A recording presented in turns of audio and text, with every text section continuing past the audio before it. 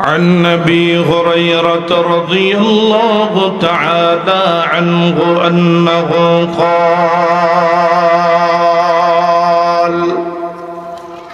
قال رسول الله صلى الله عليه وسلم: سبعة يظلهم الله في ظله يوم لا ظل إلا ظله: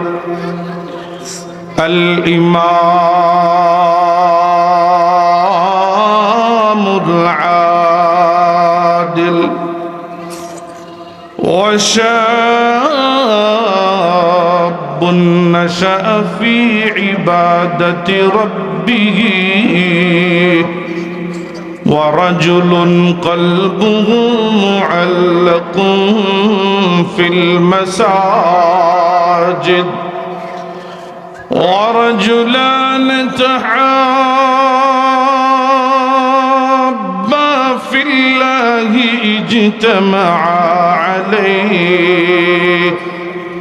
اجتمعا عليه وتفرقا عليه، ورجل دعته ذات منصب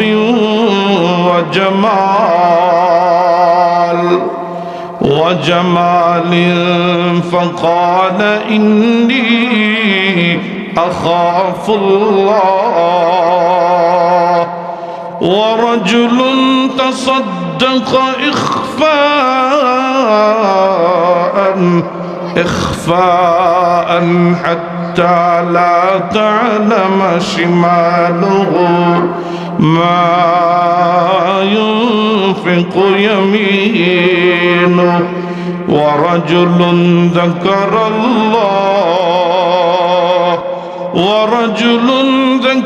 الله خاليا ففاضت عيناه। নবীজি মুহাম্মদুর রাসূলুল্লাহ সাল্লাল্লাহু আলাইহি ওয়াসাল্লাম আম্মাজান হযরত আয়েশা সিদ্দিকা রাদিয়াল্লাহু তাআলা আনহাকে ডাক দিয়ে বলে: আরে আয়েশা, তুমি এমন একটা মুহূর্তের কথা আমাকে স্মরণ করায় দিলে রে আয়েশা। আরে আয়েশা, নবীজি দুইটা চোখের পানি ছেড়ে দিয়া ডাক দিয়া কয়: আয়েশা রে, হাসরের মাঠের কথা যখন আমি নবীর মনে গায়, আয়েশা রে, আমি নবী নিজেকে ধরে রাখতে পারি না।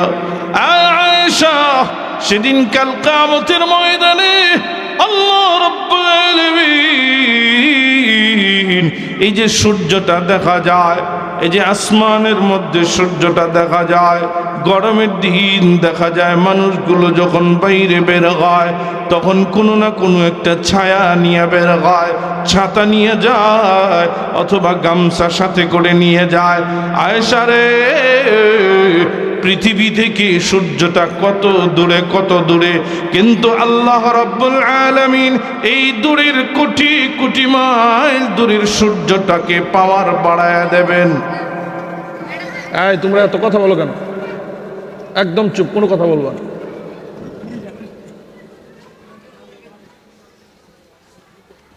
নবীজি মুহাম্মদুর রাসূলুল্লাহ সাল্লাল্লাহু আলাইহি ওয়াসাল্লাম ডাক দিয়ে বলেন: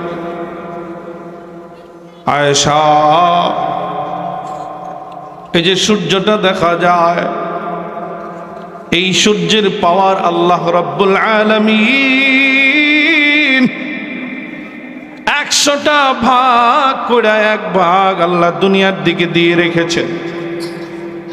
কিন্তু সেদিন কাল কিয়ামতের ময়দানে আল্লাহ রাব্বুল আলামিন সূর্যের পাওয়ারটাকে বাড়াইয়া 100 গুণ পূর্ণ করিয়া কাল কিয়ামতের ময়দানে আমার আল্লাহ বান্দাদের দিকে দিয়া রাখবেন।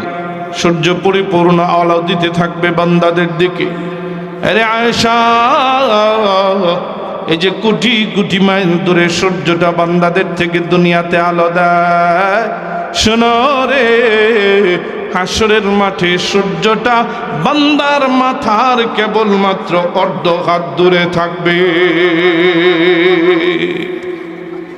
কতটুক দূরে থাকবে? কতটুক? মাত্র আধা হাত দূরে। আয়েশা, এই যে আধা হাত দূরে থাকবে সূর্যটা, সূর্যের তাপের কারণে মানুষের মগজগুলো গলে গলে টকবক করতে থাকবে। মানুষের নাড়িবুড়িগুলো মানুষের পেছনের রাস্তা দিয়ে বের হওয়ার মতো হয়ে যাবে। এরে আয়েশা, মানুষগুলো ঘামতে ঘামতে মানুষের ঘামের পানিতে সাঁতার শুরু করে দেবে। আয়েশা, মানুষগুলো সব একটা বিষয়ে ব্যতিব্যস্ত থাকবে, প্রত্যেকেরই একটা চিন্তা মগ্ন থাকবে, মানুষ একটা পেরেশানিতে লিপ্ত থাকবে।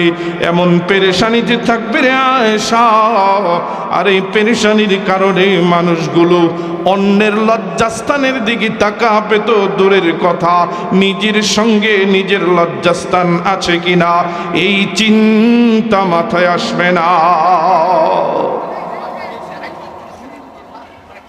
এমন একটা পরিস্থিতি তৈরি হয়ে যাবে, নিজের সঙ্গে নিজের লজ্জাস্থান আছে কিনা কারো কোনো চিন্তা থাকবে না, পেরেশানি থাকবে।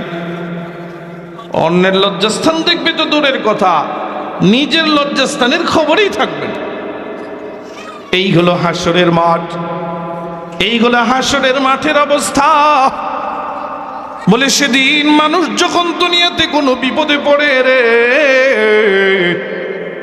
দুনিয়ার মানুষেরা বিপদ থেকে মুক্ত হওয়ার জন্য সম্পদ কাজে লাগায়। কি কাজে লাগায়? কি কাজে লাগায়? সম্পদ কাজে লাগায়। দুনিয়াতে মানুষ যখন বিপদে পড়ে তখন মানুষের সম্পদ কাজে লাগায়। অসুখ বিসুখ হলে পরে সম্পদ দিয়ে চিকিৎসা নেয়। আবার যখন কোনো বিপদে পড়ে যায়, মামলা মোকদ্দমায় পড়লে পরে সম্পদ কাজে লাগায়। কথা ঠিক না বেঠিক? আবার যদি কারো কোনো সন্তান থাকে, সন্তানের সাহায্য সহযোগিতা গ্রহণ করে। হাসরের মাঠেও তো একটা বিপদের সম্মুখীন মানুষেরা হবে। আমার আল্লাহ বলে, দুনিয়ার মানুষেরা হয়তো ভাবতে আরম্ভ করবে, দুনিয়াতে যেমন সম্পদের মাধ্যমে আমি আমার সমস্ত বিপদ থেকে মুক্তি পাওয়ার চেষ্টা করি, সম্পদ যদি না থাকে সন্তান সন্তানাদিদের মাধ্যমে দুনিয়ার বিপদ থেকে মুক্ত হওয়ার চেষ্টা করি, আখিরাতে হাসরের মাঠেও আমি আমার সম্পদের মাধ্যমে আমি আমার সন্তান সন্তানাদির মাধ্যমে একটু মুক্ত হওয়ার চেষ্টা করে দেখব। কিন্তু না, যে আয়াতে কারিমা তিলাওয়াত করেছি, আল্লাহ রাব্বুল আলামিন বলেন সেদিন কাল কিয়ামতের ময়দানে আমার আল্লাহ সম্পদের কোনো কাজে আসবে না, সন্তান দিয়া সেদিন কোনো কাজে আসবে না। আল্লাহ বলেন সন্তান সম্পদ কাজে না আসলেও বান্দার এমন একটা মহামূল্যবান দৌলত আছে, একটা দৌলত আছে, একটা বড় দৌলত আছে, সম্পদ আছে, যেই সম্পদটা যেই জিনিসটা সেদিন কাজে লাগবে। কি সেটা? আল্লাহ বলেন يوم لا ينفع مال ولا بنون إلا من أتى الله بقلب سليم। আমার আল্লাহ বলে, আয় দুনিয়ার মানুষেরা, সেদিন কাল কিয়ামতের ময়দানে হাসরের মাঠে তোমার সম্পদ কোনো কাজে আসবে না, সেদিন তোমার মাল সম্পদ কোনো কাজে আসবে না, সন্তান সন্তানাদি কোনো কাজে আসবে না। তবে তোমার এই 3.5 হাত বডির ভেতরে একটা অঙ্গ আছে, একটা বস্তু আছে, এটা সেদিন কাজে লাগবে, আর এটার নাম হলো কলবে সালিম। আল্লাহ বলে সেদিন কাল কিয়ামতের ময়দানে কঠিন সূর্যের তাপ থেকে বিভীষিকাময় হাসরের মাঠ থেকে বাঁচার জন্য, এমনকি জাহান্নাম থেকে মুক্তির জন্য, জাহান্নাম থেকেও যদি মুক্তি চাও, জাহান্নাম থেকে মুক্ত হইয়া সরাসরি জান্নাতে যদি যাইতে চাও, আল্লাহ রাব্বুল আলামিন কোরআনুল কারীমের এই আয়াতের মধ্যে ঘোষণা করে দেয়। আল্লাহ বলেন ইয়াউমা লা ইয়ানফাউ মালুন ওয়ালা বানুন ইল্লা মান আতাল্লাহা বিকলবিন সালিম। তবে যে ব্যক্তি কলবে সালিম নিয়ে হাসরের মাঠে উপস্থিত হবে, আল্লাহ বলে এই কলবে সালিমের কারণে আমি আল্লাহ তার হাসরের মাঠের সমস্ত শাস্তি থেকে, সমস্ত বিভীষিকাময় অবস্থা থেকে আমি আল্লাহ তাকে মুক্ত করে দেব। এবার আসুন, কলবে সালিম কাকে বলা হয়? কলবে সালিম কাকে বলা হয়? মুফাসসিরিন کرام, মুহাদ্দিসিন کرام কলবে সালিমের বহু ব্যাখ্যা করেছেন। কলবে সালিম বলা হয় এমন একটা আত্মা, এমন একটা আত্মা, এমন একটা মন, যেই মনের ভেতরে, যেই আত্মার ভেতরে সব সময় আল্লাহ তাআলার স্মরণ থাকে, যে আত্মার ভেতরে সব সময় আখিরাতের স্মরণ থাকে, যে আত্মার ভেতরে যেই কোনো কাজ করার ক্ষেত্রে আল্লাহ রাব্বুল আলামিনের স্মরণ চলে আসে, যেই আত্মার ভেতরে সব সময় আল্লাহ রাব্বুল আলামিনের আখিরাতের স্মরণ চলে আসে, এই আয়াতে কারিমার ব্যাখ্যায় কোন মুহাদ্দিসিন کرام, মুফাসসিরিন کرام হাদিসে জিবরিলের ওই অংশটাকে ব্যাখ্যা হিসেবে নিয়ে আসে। হযরত জিবরিল আমিন নবীজি সাল্লাল্লাহু আলাইহি ওয়াসাল্লামের দরবারে একদিন এসে বলতেছে, ওগো নবীজি, আমি আপনাকে কয়েকটা প্রশ্ন করব। হযরত জিবরিল আমিন নবীজির খুব কাছাকাছি এসে বসলেন। হযরত ওমর ফারুক রাদিয়াল্লাহু তাআলা আনহু থেকে বর্ণিত হাদিস, হযরত ওমর ফারুক রাদিয়াল্লাহু তাআলা আনহু বলেন, ذات يوم إذ طلع علينا رجل شديد بياض الثياب شديد سواد الشعر لا يرى عليه أثر السفر حتى جلس إلى النبي صلى الله عليه وسلم فأسند ركبتيه إلى ركبتيه ووضع كفيه على فخذيه فقال يا محمد أخبرني عن الإحسان قال رسول الله صلى الله عليه وسلم الإحسان أن تعبد الله كأنك تراه فإن لم تكن تراه فإنه يراك। কোন মুফাসসিরিনে কেরামগণ বলেন, এখানে ইহসানের ব্যাখ্যা যা দেওয়া হয়েছে, কলবে সালিমের গুণাগুণটা এইরকম। কলবে সালিমের গুণাগুণটা কেমন? বলে কলবে সালিম হলো এমন একটা আত্মা, এমন একটা অন্তর, যেই অন্তরের ভেতরে এমন একটা চিন্তা থাকে, এমন একটা ভাবনা থাকে। কি ভাবনা? বলে সেই সব সময় চিন্তা করে, সে সব সময় অনুভব করে যে প্রত্যেকটা কাজ করার ক্ষেত্রে সে তার আল্লাহকে দেখতেছে। সব কাজে সব সময় আমি আল্লাহকে দেখতেছি, সব সময় আখিরাতের চিন্তা, সব সময় আখিরাতের ভাবনা। বলে কলবে সালিম হলো এমন একটা আত্মা যারা সব সময় আখিরাতকে সামনে রাখে। উদাহরণস্বরূপ আপনাদের কাছে একটা বিষয় তুলে ধরতে চাই। আপনি একটা ঘরের কাজ ধরছেন। কিসের কাজ? বিল্ডিং করবেন, দোতলা বিল্ডিং এর কাজ ধরছেন। এই কাজ ধরার পরে কাজ শেষ হওয়া পর্যন্ত আপনার পেরেশানি একটাই, বাজারে গেলেও বিল্ডিং এর চিন্তা, বাথরুমে গেলেও বিল্ডিং এর চিন্তা, বেড়াইতে গেলেও বিল্ডিং এর চিন্তা, কারো কারো জানাজার নামাজ পড়তে গেছেন তাও বিল্ডিং এর চিন্তা, জানাজার নামাজ পড়তে গেছেন বিল্ডিং এর চিন্তা। আসে না নাই? আসে। কিভাবে আসে? আখারি লোকটা তো মারা গেল, আমি যদি বিল্ডিং করার আগেই মারা যাই, হ্যাঁ, এরকম চিন্তা আসে কি আসে না? বিল্ডিং যতক্ষণ পর্যন্ত শেষ না হবে রে, আপনার মাথা থেকে এই পেরেশানি যায় না। আপনি পেরেশানিতে সব সময় থাকেন, চিন্তা একটাই মাথার ভেতরে, বিল্ডিং এর কাজ কখন শেষ হবে, জানালা কখন দেব, দরজা কখন লাগাবো, টাইলস কখন লাগাবো, প্লাস্টার কখন করব, মিস্ত্রিদের বেতন কখন দেব, কাকে কখন কাজে লাগাবো, কে কখন কাজ করলো, সব কিছু মাথার ভেতরে সব সময় কাজ করে।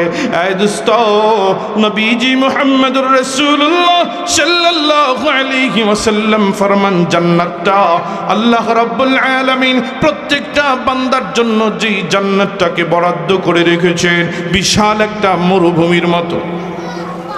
কিসের মতো? মরুভূমির মতো। জায়গাগুলো হলো মরুভূমির মতো। এই বিশাল মরুভূমির ভেতরে আল্লাহ রাব্বুল আলামিন বান্দার জন্য বিল্ডিং তৈরি করবেন, বান্দার জন্য ফল ফসলাদির গাছপালা লাগাবেন, বান্দার জন্য আল্লাহ দুধের নগর, মধুর নগর, শরবতের নগর, বান্দার জন্য বাগান তৈরি করবে, সুইমিং পুল তৈরি করবে, বান্দার জন্য অত্যাধুনিক সিস্টেমে আল্লাহ বান্দাকে মনোরঞ্জন করানোর জন্য জান্নাতটাকে সাজাবেন। কিন্তু নবী বলে রে, এই যে বান্দার জন্য আল্লাহ জান্নাত সাজাবেন, কেমনে সাজাবেন? এই মরুভূমির ভেতরে কেমনে গাছ উঠবে, এই মরুভূমির ভেতরে কিভাবে বিল্ডিং উঠবে? নবী বলে রে, বান্দা যখন দুনিয়াতে কোনো একটা আমল করবে, এই আমলের বিনিময়ে আল্লাহ রাব্বুল আলামিন ওই জান্নাতে আমলের ক্যাটাগরি দেইখা, আমলের ধরন দেইখা আল্লাহ কখনো একটা গাছ লাগাই দেবেন, আল্লাহ কখনো আমলের পরিবর্তে একটা বিল্ডিং তৈরি করে দেবেন, আল্লাহ ওই আমলের পরিবর্তে কখনো কখনো নদী, নালা, নহর তৈরি করে দেবে। এই যে আপনারা সুবহানাল্লাহ বললেন, নবীর হাদিস প্রমাণ করে, বান্দা যখনই সুবহানাল্লাহ বলবে, সাথে সাথে আল্লাহ বান্দার বরাদ্দকৃত জান্নাতের ভেতরে আমার আল্লাহ সুন্দর একটা ফলের গাছ লাগায় দেবে। এজন্য বান্দা যত আমল করবে ততই তার জান্নাত সুন্দর হবে। বান্দার যত সুবহানাল্লাহ বলবে, বান্দার জান্নাতে তত সুন্দর সুন্দর গাছপালা বৃদ্ধি পাবে। বান্দা যত নেক আমল করবে বলে ততই তার আমল দ্বারা জান্নাত সুন্দর হয়ে যাবে। সাহাবায়ে কেরাম এটা বুঝতেন, এই জন্য সাহাবায়ে কেরাম একজন আরেকজনের সঙ্গে প্রতিযোগিতা করতেন, কার জান্নাত কার থেকে বেশি সুন্দর বানানো যায়। আমরা যেমন প্রতিযোগিতা করি, অমুক বিল্ডিং বানাইছে, আমারও বিল্ডিং বানানো দরকার, অমুকের 10টা 2টা গাড়ি কিনছে, আমারও কিনা দরকার, অমুকের সম্পদে তো আমারও সম্পদ বাড়ানো দরকার। আমরা যেরকম প্রতিযোগিতা করি দুনিয়ার সম্পদ নিয়া, সাহাবায়ে কেরাম বুজুর্গানে দিন প্রতিযোগিতা করতেন কিভাবে? তারা প্রতিযোগিতা করতেন আমলের প্রতিযোগিতা, জান্নাত কারটা কার থেকে সুন্দর বানানো যায়। এই জন্যে সাহাবায়ে কেরাম খেয়াল করতেন, ঘুমায় যাইতেন, ঘুমায় গেলে দেখতেন পাশের বাড়িওয়ালা তাহাজ্জুদের নামাজ পড়তেছে। পাশের বাড়িওয়ালা কি করে? তাহাজ্জুদের নামাজ পড়ে। তো তাহাজ্জুদের নামাজের সময় কোরআন তিলাওয়াতের আওয়াজ, ঘুম ভেঙে গেছে, লাভ দিয়ে উঠে গেছে, আরে আমার পাশের বাড়িওয়ালা তাহাজ্জুদের নামাজ পড়তেছে, তার মানে তার জান্নাত আমার থেকে সুন্দর গায়ে যাইতেছে, আমি আর ঘুমাবো না রে, আমি ওইটা তাহাজ্জুদে দাঁড়ায় যাব। কিন্তু আমাদের মধ্যে এই প্রতিযোগিতা নাই।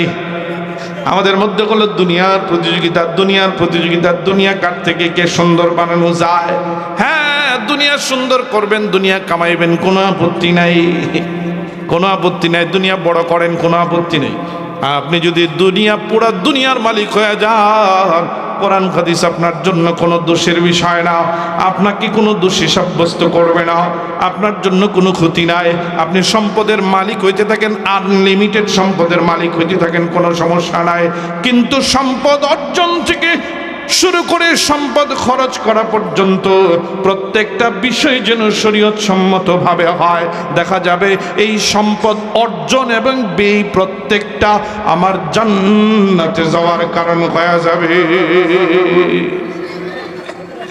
নাকি কোরআন হাদিসে এই কথা বলা আছে যে এত কোটি টাকার মালিক হওয়ার পরে আর সম্পদ অর্জন করা যাবে না? বলা আছে এই কথা? হ্যাঁ, বলা আছে। বরঞ্চ কোরআন হাদিসে বলা সেই কথা,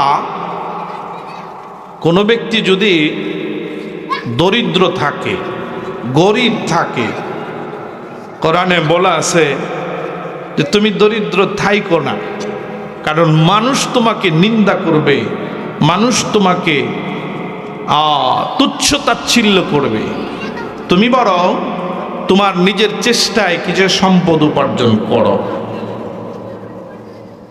সম্পদ উপার্জন করো, গরিব থাইকো না, সম্পদ উপার্জন করো।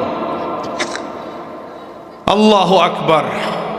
কোরআনুল কারীমের আয়াতে কারীমা আল্লাহ বলেন, ওয়ালা তাজআল ইয়াদাকা মাগলুলাতান ইলা উনুকিক ওয়ালা তাবসুতহা কুল্লাল বাসতি ফাতাকউদা মালুমান মাহসুরা।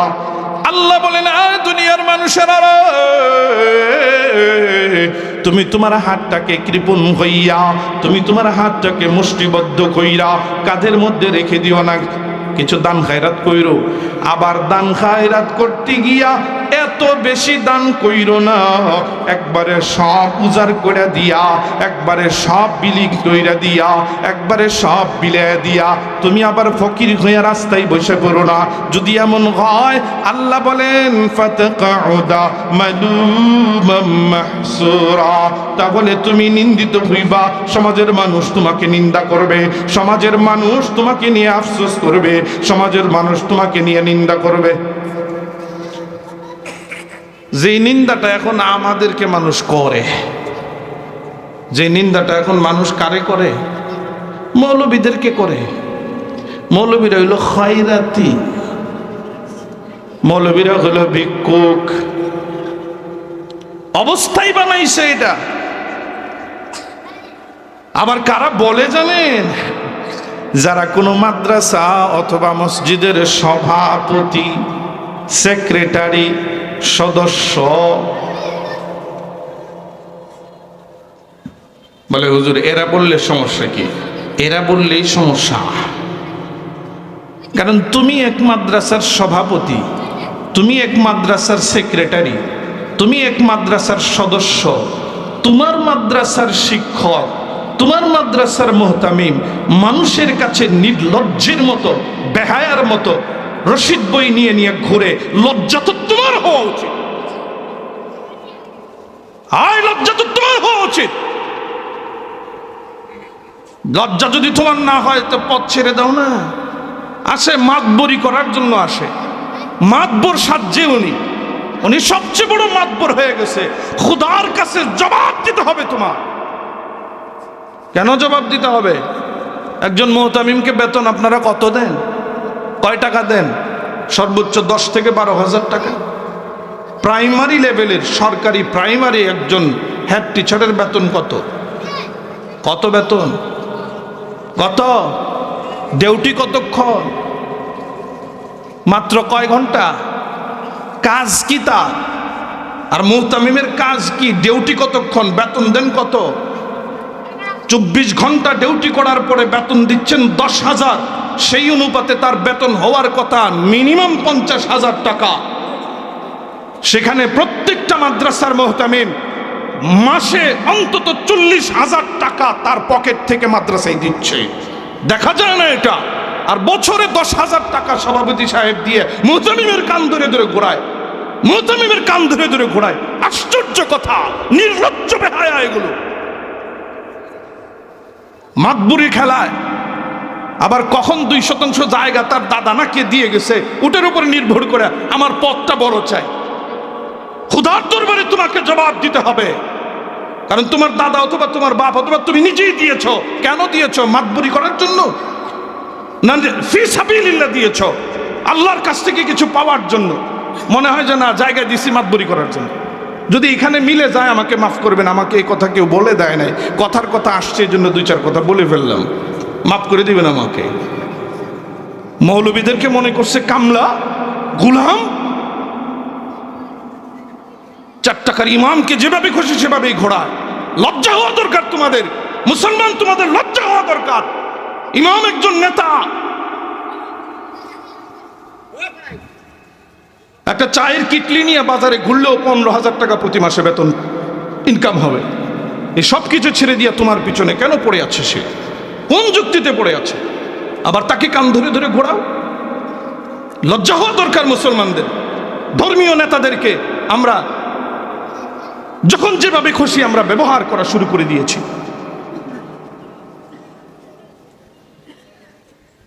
অর্থ সম্পদ, নবী বলেন আরবাউম মিনাস সাআদা, 4টা জিনিস সৌভাগ্যের চাবিকাঠি। নবী বলেন, এর মধ্যে নবী প্রথমেই বলেন আদ-দারুল ওয়াসিআ। আমাদেরও কিছু দোষ আছে এখানে। আমরা শুধু সাহাবায়ে কেরামের সেই কথাগুলোই বলি। যখন সাহাবায়ে কেরাম খাইতে পায় নাই, দরিদ্র অসহায় ছিল, সে সময়কার কথাটাই বলি। খাইবার যুদ্ধের পরের ইতিহাস আমরা আর বলতে চাই না মৌলবীরা। খাইবার যুদ্ধের আগের এক পরিস্থিতি ছিল, খাইবার যুদ্ধের পরের আরেক ইতিহাস ছিল সাহাবায়ে কেরামের। হযরত আবু হুরায়রা রেশমি রুমাল দিয়ে নাক মুছতেন। নবী বলেন আরবাউম মিনাস সাআদা, 4টা বস্তু হলো সৌভাগ্যের চাবিকাঠি। 4 বস্তু যার কাছে থাকবে সে সৌভাগ্যবান। প্রথম নাম্বার হলো আদ-দারুল ওয়াসিআ, যার একটা বিশাল বাড়ি থাকবে সে সৌভাগ্যবান। কার কথা? কার কথা? নবীর কথা। কয়জনের আছে? কয়জনের আছে? 2 নাম্বার আল মারকাবুল হানি। নবী বলেন 2 নম্বরে সেই ব্যক্তি সৌভাগ্যবান যার একটা প্রাইভেট গাড়ি আছে, আরামদায়ক যানবাহন যার আছে। 3 নম্বরে নবী বলেন আল মারআতুস সালেহা, যার একটা নেককার বিবি আছে সে সৌভাগ্যবান। 4 নম্বরে নবী বলেন সৎ প্রতিবেশী, যার কি আছে? সৎ প্রতিবেশী আছে, সে হলো সৌভাগ্যবান। যাই হোক মুসলমান, আজকে অর্থনৈতিকভাবে আমরা অনেকটাই পিছিয়ে আছি। মৌলবীরা বড় গলায় কথাও বলতে পারে না পয়সার কারণে। 4,000 টাকার চাকরি যদি চলে যায়, এই জন্য দেখা যায় বক্স বাজতেছে, দুমদার একটা বক্স বাজতেছে, উলঙ্গ বেহায়াপনা চলতেছে। ওই রকম বিয়েতে বৈশা, সামনে উলঙ্গ নারী বৈশা আছে, এক টেবিলে বৈশা ইমাম সাহেবকে বিয়ের আসরে খানা খাইতে হয়। কি করবে? কিছু করার নাই তো। সভাপতির ছেলের বিয়ে, সেক্রেটারির ছেলের বিয়ে, ইমাম সাহেব না গেলে সমস্যা আছে, 12টা বেজে যাবে। আফসোস এই জাতির জন্য। বলছিলাম কলবে সালিম, আল্লাহ তাআলা বলেন হাসরের মাঠে কলবে সালিম একমাত্র কাজে আসবে। আল্লাহ বলেন ইয়াউমা লা ইয়ানফাউ মালুন ওয়ালা বানুন ইল্লা মান আতাল্লাহা বিকলবিন সালিম। সব সময় আখিরাতকে সামনে রাখা, সব সময় আখিরাতের চিন্তায় বিভোর থাকা, সব সময় আখিরাতকে সামনে নিয়ে সব কাজে সবগুলোকে সেইভাবে করা। নবীর একজন সাহাবী হযরতে হানজালা রাদিয়াল্লাহু তাআলা আনহু রাস্তা দিয়া দৌড়ায় আর চিৎকার করতে করতে নবীজির দরবারে দৌড়াইতেছে। সাহাবায়ে কেরাম ব্যারিকেড দিছে, হানজালা কই যাও কই যাও। তা হানজালার পিছে পিছে সবাই দৌড়াইতেছে নবীজির দরবারে। ইয়া রাসূলুল্লাহ ইয়া হাবিবাল্লাহ, নবী গো আমাদের দিলের অবস্থা এইরকম, দিলের হালত এইরকম। ওগো নবীজি, দুনিয়ার কাজে যখন লিপ্ত হয়ে যায়, খেত খামারে যখন কাজ করা শুরু করে দেয়, ব্যবসা বাণিজ্যে যখন লিপ্ত হয়ে যায় গো নবীজি, আমাদের দিলের অবস্থা তো এইরকম হয়ে যায়। ওগো নবীজি, আমাদের জন্য সিদ্ধান্ত দেন, আমরা কি মুনাফিক হয়ে গেছি নাকি? আল্লাহু আকবার, আল্লাহু আকবার। নবীজির ইন্তেকালের আগে একজন সাহাবীর কাছে নবীজি মুনাফিকদের কিছু বর্ণনা দিয়ে গেছেন যে এরা মুনাফিক। আল্লাহু আকবার। নবী যেই সাহাবীর ক্ষেত্রে বলেছেন লাউ কানা বাদি নবিয়্যুন লাকানা উমর, নবী যেই সাহাবীর ক্ষেত্রে বলেছেন যদি আমার পরে কেউ নবী হইতো তাহলে ওমর নবী হইতো। যে ওমরের ব্যাপারে নবীজি জীবদ্দশায় জান্নাতের সার্টিফিকেট দিয়ে গেছেন, সেই ওমর বারবার ওই সাহাবীর কাছে যায় আর গিয়ে বলে, সাহাবী রে, তোমার কাছে তো আমার নবী মুনাফিকদের কিছু বর্ণনা দিয়ে গেছে, বলো তো দেখি ওই জায়গায় আমি উমরের নাম আছে কিনা। কত পেরেশানি, কত পেরেশানি। দিলটাকে এরকম ভাবে তৈরি করা, ওই রকম দিল যারা তৈরি করতে পারবে, এটা হলো কলবে সালিম, কলবে সালিম। আমার আল্লাহ বলে কাল কিয়ামতের ময়দানে সেদিন কেবলমাত্র কলবে সালিম কাজে লাগবে, যে অন্তরের ভেতরে সব সময় আল্লাহর চিন্তা, যে অন্তরের ভেতরে সব সময় মানুষকে সব সময় আখিরাতের চিন্তা, যেই অন্তর দিয়া সব সময় মানুষের কল্যাণকামিতা, সব সময় ভালো কিছু চিন্তা করে। না না না, এখনকার মানুষের, আমাদের মুসলমানদের চিন্তাগুলো কেমনে মানুষের ঠকানো যায়, কেমনে মানুষকে কি করা যায়, কি করা যায়, ঠকানো যায়। কোন রকম বাজার সিন্ডিকেট করা, কোন রকম কি বলে গুদামজাত করে কিছু মালামাল আটকে থইয়া স্টক করে যদি দামটা বাড়ানো যায় আর যদি কিছু টাকা ইনকাম করা যায়। অথচ সাহাবাই কেরাম যে জিন্দেগি যাপন করেছেন, সাহাবাই কেরাম যেভাবে নিজেদেরকে তৈরি করেছেন, আল্লাহু আকবার। অবাক করা বিষয়, অবাক করা বিষয়। নবীর একজন সাহাবী হযরতে জারীর ইবনে আব্দুল্লাহ, হযরত জারীর ইবনে আব্দুল্লাহ রাদিয়াল্লাহু তাআলা আনহু খাদেমকে বাজারে পাঠিয়ে দিলেন, খাদেম যাও আমার জন্য একটা ঘোড়া কিনে নিয়ে আসো। জারীর ইবনে আব্দুল্লাহ রাদিয়াল্লাহু তাআলা আনহুর খাদেম বাজারে গিয়া অনেকক্ষণ ঘোরাঘুরি করার পরে চিন্তা করে দেখলেন একটা ঘোড়া তিনি পাইলেন, দেখতে মাশাআল্লাহ সুন্দর, কিন্তু দাম অনেক কম। দাম অনেক কি কম। দাম কত? বলে 300 দিরহাম। নবীর সাহাবী হযরত জারীর ইবনে আব্দুল্লাহ রাদিয়াল্লাহু তাআলা আনহুর খাদেম দাম শোনার সাথে সাথেই কয়, চল আমার মালিকের কাছে নিয়ে যাই তোমাকে। মালিকের কাছে নিয়ে বললেন, ওগো নবীর সাহাবী জারীর ইবনে আব্দুল্লাহ, দেখেন তো ঘোড়াটা পছন্দ হয় কিনা। বলে হ্যাঁ, সুন্দর ঘোড়া তুমি নিয়ে এসেছো, দাম কত? নবীর সাহাবী জারীর ইবনে আব্দুল্লাহ, ঘোড়ার দাম মাত্র 300 দিরহাম। নবীর সাহাবী হযরত জারীর ইবনে আব্দুল্লাহ দাম শোনার সাথে সাথে আশ্চর্য হয়ে গেল। আয় ঘোড়ার মালিক, দাম কত বললা? আবার বলো দেখি। বলে 300 দিরহাম। না না না, তোমার ঘোড়া আমি 300 দিরহামে কিনবো না, 400 দিরহাম দেব। মালিক চায় কত? 300। দিবে কত? 400। মালিক আশ্চর্য হয়ে জিজ্ঞেস করে, আরে নবীর সাহাবী, চাইলাম 300, 400 দিবেন কেন? জারীর ইবনে আব্দুল্লাহ রাদিয়াল্লাহু তাআলা আনহু ডাক দিয়া কয়, ঘোড়ার মালিক,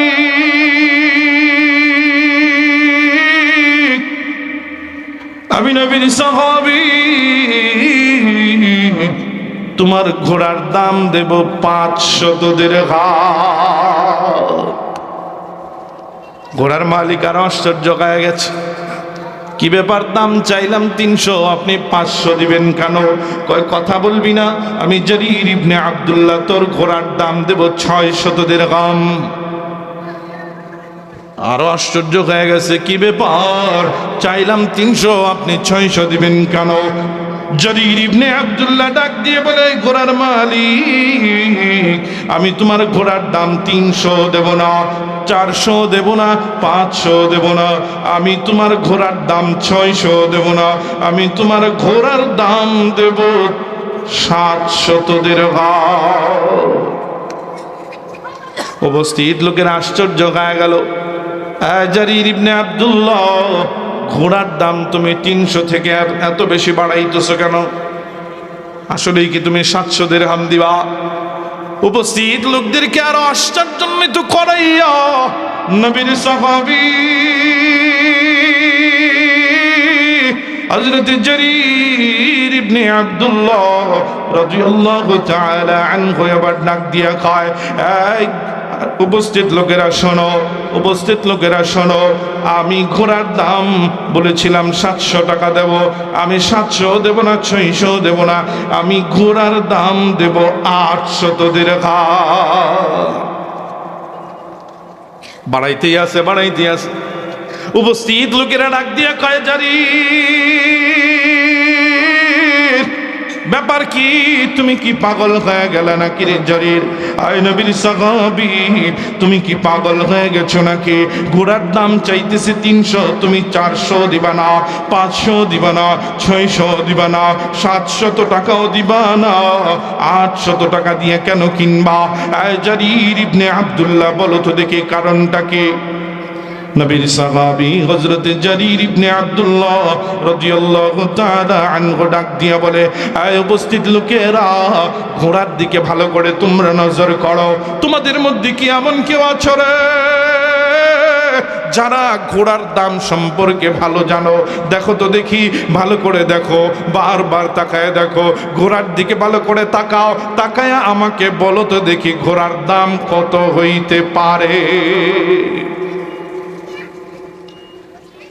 দুই একজন ডাক দিয়া কয়, জারির ইবনে আব্দুল্লাহ, ঘোড়াটা যেমন দেখা যাইতেছে মাশাআল্লাহ, ঘোড়ার সাইজে কয়, তুমি যে 800 টাকা বলছো, ঘোড়ার দাম 800 টাকাই ঠিক আছে, 800 টাকায় কি আছে? ঠিক আছে। এবার নবীর সাহাবী হযরত জারির ইবনে আব্দুল্লাহ রাদিয়াল্লাহু তাআলা আনহু ডাক দিয়া কয়, এই দুনিয়ার মানুষেরা শোনো রে, আমি একজন নবীর সাহাবী, আমি একজন নবীর সাহাবী, আমি নবীর সাহাবী হিসেবে নিজেকে পরিচিত দে, পরিচয় করায়, পরিচয় হয়। আর দুনিয়ার মানুষেরা, আমি জারির ইবনে আব্দুল্লাহ এই প্রথম ঘোড়া কিনতেছি তা নয়, তা নয়, আমি জারির ইবনে আব্দুল্লাহ বহুবার ঘোড়া কিনেছি, ঘোড়ার দাম দর সম্পর্কে আমার ভালো জানা আছে, ঘোড়ার মার্কেট প্রাইস সম্পর্কে আমি ভালো জানি। এই দুনিয়ার মানুষেরা রে, শুনো রে, আমি জানি এই ঘোড়াটার দাম 800 দিরহাম, কিন্তু হয়তো মালিক কোনো কারণে হয়তো বেদামে পইরা, কোনো কারণে হয়তো কোনো সমস্যায় পইরা জারির ইবনে আব্দুল্লাহ ডাক দিয়া কয়, শোনো রে, মালিক হয়তো 300 দিরহামে বিক্রি করার জন্য রাজি হয়ে গেছে, কিন্তু আমি জারির ইবনে আব্দুল্লাহ, দুনিয়াটা আমার আসল উদ্দেশ্য না রে, আমি জারির ইবনে আব্দুল্লাহর উদ্দেশ্য হলো আখিরাত, আমি জারির ইবনে আব্দুল্লাহর উদ্দেশ্য হলো আখিরাত। আমি চাই আমার আখিরাত যেন ঠিক থাকে, আমি চাই আমার আখিরাত যেন ঠিক থাকে। এই জন্য আমি জারির ইবনে আব্দুল্লাহ ন্যায্য মূল্য দিয়া মালিক থেকে ঘোড়া কিনতে চাই। হবে এইরকমটা দুনিয়াতে কোনো সময়? হবে এইরকমটা? হবে কখনো? ডেফলা ঘাটে আসতে আসতে আপনার রাত বাজে 11টা। কয়টা? 11টা। যাবেন আপনি ডিগ্রির চর সকাল বাজার, অটো আছে মাত্র একটা। অটোওয়ালা চিন্তা করলো লোকটা তো আর হাইটে যাবে না, রাত হয়ে গেছে 11টা, আর আশপাশে কোনো কি নাই, অটো নাই, পাইছি একটা মক্কেল, ভাই ভাড়া কত? দেন 100 টাকা দিয়ে। আরে 30 টাকা ভাড়া, তুমি 100 টাকা চাইতেছ? কোথায় যান 30 টাকা দিন। এরকমটা হয় না এখানে, এরকমটা হয় না।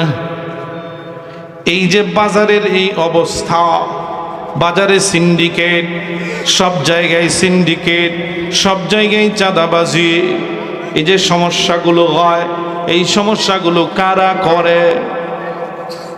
কারা করে? মানুষকে চাপে ফেলাইয়া, মানুষকে বেদামে ফেলাইয়া, একেবারে আপনাদের গ্রামের ভাষা বেদামে ফেলাইয়া এই যে টাকা নেয়, বাড়তি টাকা নেয়, জায়েজ তো, জায়েজ তো।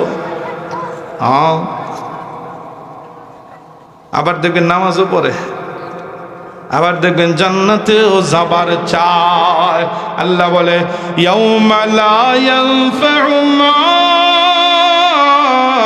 মালুন ওয়ালা বানুন ইল্লা মান আতাল্লাহা বিকলবিন সালিম।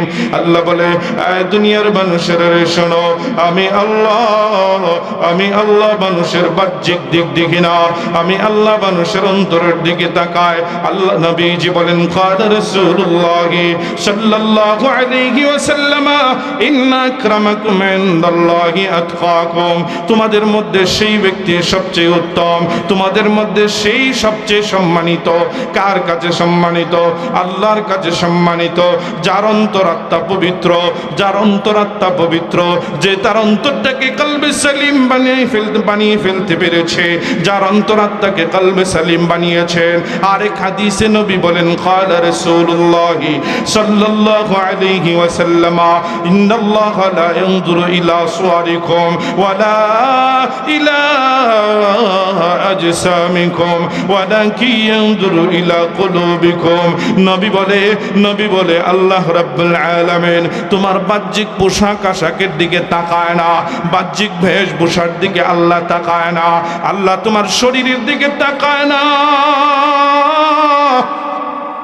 আল্লাহ দেখে না তোমার শরীর মোটা না চিকন, আল্লাহ দেখে না তোমার শরীর অসুস্থ না ভালো, আল্লাহ দেখে না তোমার শরীর সুন্দর না কালো, আল্লাহ দেখে না তোমার শরীর সুন্দর না বিশ্রী, আল্লাহ দেখে ওয়ালাকিন ইয়ানজুরু ইলা কুলুবিকুম, আল্লাহ তোমাদের অন্তরের দিকে তাকায়।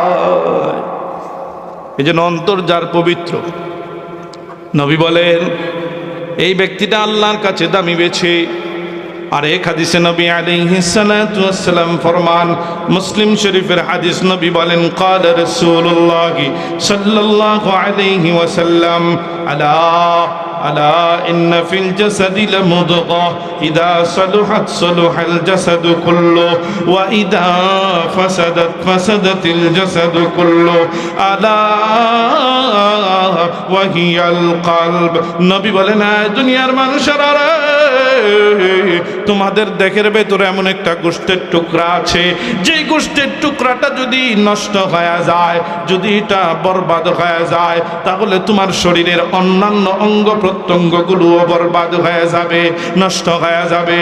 আর যদি তোমার এই অন্তরের গোশতের টুকরাটা ভালো হয়ে যায়, নবী বলেন তোমার অন্যান্য সকল অঙ্গ প্রত্যঙ্গগুলোও ভালো হয়ে যাবে।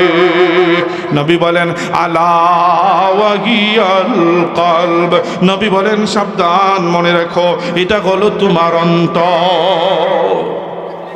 একটা মাদ্রাসার ছাত্র, একটা কিসের ছাত্র? মাদ্রাসার ছাত্র, সব ঠিক আছে, কিন্তু চুল কাটছে সামনে দিয়া লম্বা করে। কি করে? সাধারণত মাদ্রাসার ছাত্ররা এরকম করে না, দুই একটা থাকে, তো দুই একটা থাকে, সবাই এরকম করে না। তাহলে বুঝতে হবে তার অন্তরটা এখনো কি হয় নাই? পবিত্র হয় নাই। এখন অন্তর কি হয় নাই? পবিত্র হয় নাই। যখন অন্তর পবিত্র হয়ে যাবে, তখন উস্তাদ তাকে শাসন করা লাগবে না, বলা লাগবে না, সে নিজের থেকেই মাথার চুল সমান করে রাখবে। নবী বলেন অন্তর যার পবিত্র তার সব দিক পবিত্র হয়ে যাবে। ইসলামের একটা মূল বিষয় হলো ইসলাম সর্বপ্রথম মানুষের অন্তরে কাজ করে। ইসলাম সর্বপ্রথম মানুষের অন্তরটাকে পবিত্র করে। অন্তর পবিত্র করার পরে এই অন্তরের ভেতরে ঈমান ঢোকানোর চেষ্টা করে। ঈমান যতক্ষণ না পর্যন্ত অন্তর পরিষ্কার হবে ততক্ষণ পর্যন্ত ঈমানের নূর ঢুকবে না। অন্ধকার অপরিচ্ছন্ন অপবিত্র অন্তরের ভেতরে ঈমান তখনও ঢুকবে না। যদি কোনো অন্তর পবিত্র কইরা ঈমান আর পবিত্রতা ঢুকানো যায়, এই মানুষটা কখনো অন্যায়ের সাথে সম্পৃক্ত হইতে পারে না, না তার হাত দ্বারা, না তার মুখ দ্বারা, না তার পা দ্বারা, না তার কোনো অঙ্গ প্রত্যঙ্গ দ্বারা। নবী বলেন যখন তার অন্তর পরিষ্কার পবিত্র হয়ে গেল রে, তাহলে তার অন্য সমস্ত অঙ্গ প্রত্যঙ্গ পবিত্র। আল্লাহ রাব্বুল আলামিন আমাদের সকলকে কথাগুলো বোঝার আমল করার তৌফিক দান করুক। সকলে বলে আমিন সুম্মা আমিন। ওয়া আখিরু দাওয়ানা।